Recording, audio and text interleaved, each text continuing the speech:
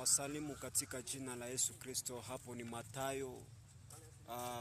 Minafika hapa na kuja kusema ya kwamba kuna watu wengi wamedanganywa na kuna watu wengi wanapotea kwa kukosa kujua. Kwa hivi nakuja kuwaambia ya kwamba kuna nyimbo ambao niliimbia watu nikasema ya kwamba wamedanganywa sana na wamepotea kwa kukosa kujua. Na niliendelea kusema ya kwamba Mungu ametupatia uwezo na Mungu ameturuhusu tuweke yote wazi, tuambie watu kweli.